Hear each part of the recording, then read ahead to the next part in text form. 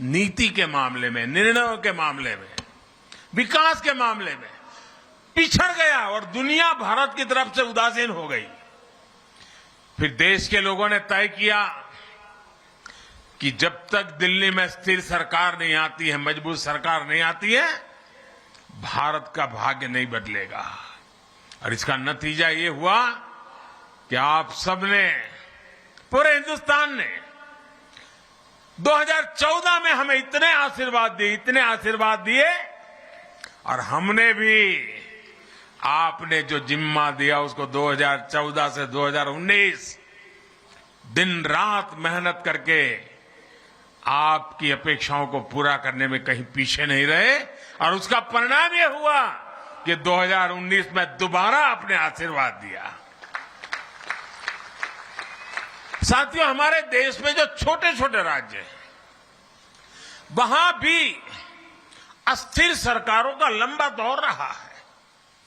छोटे राज्यों ने इसका बहुत नुकसान उठाया है, लेकिन बीते वर्षों में हमारे पड़ोस में उत्तराखंड हो, गोवा हो, मणिपुर हो, अनेक ऐसे छोटे राज्य, उन्होंने अब स्थिर सरकार की तरफ अपना मुंह मोड़ लिया है और पूरी तरह सरकार को दोबारा लाना। और भाजपा सरकारें आज छोटे राज्यों में दोबारा जीत करके आ रही है। इतना ही नहीं, उत्तर प्रदेश में भी यही परंपरा हो गई थी, वहां के लोगों ने रिवाज बदल दिया, उत्तर प्रदेश में भी योगी जी की दोबारा सरकार ला दी।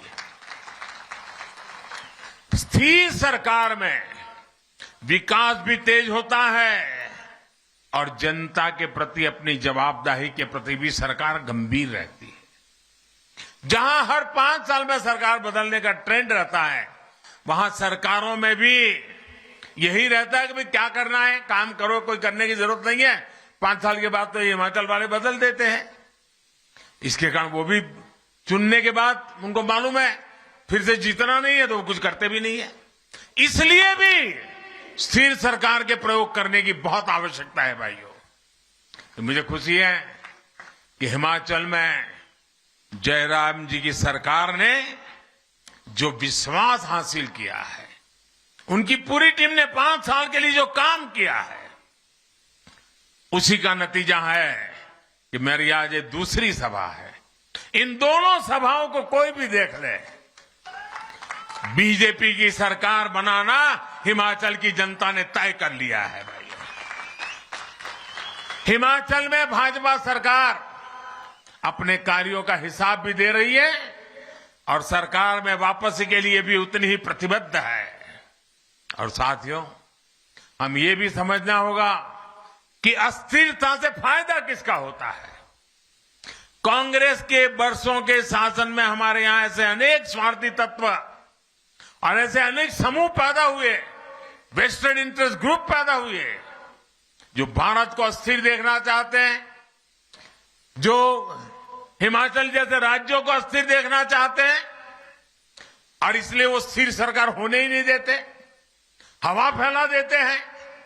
देश के छोटे छोटे राज्य हमेशा इन स्वार्थी समूहों के निशाने पर रहे हैं।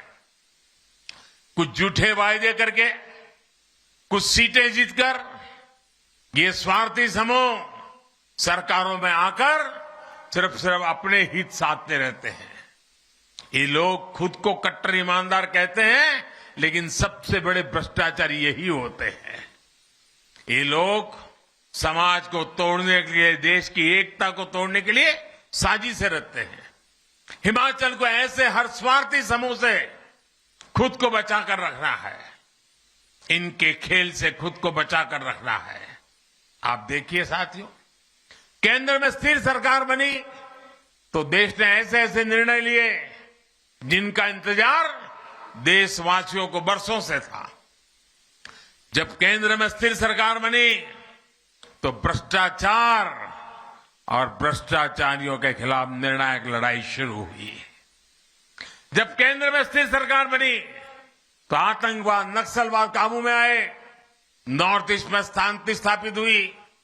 इसलिए स्थिर सरकार 21वीं सदी के भारत की जरूरत है और उसमें बड़ी भूमिका देश के छोटे राज्य की भी है। साथियों, हिमाचल के लोग जानते हैं कि भाजपा किस तरह यहां के विकास के लिए गंभीरता से काम कर रही है। हम पहाड़ के लोगों की सुविधाएं बढ़ाने पर, रोजगार के अवसर बढ़ाने पर, यहां के औद्योगिक विकास पर, टूरिज्म बढ़ाने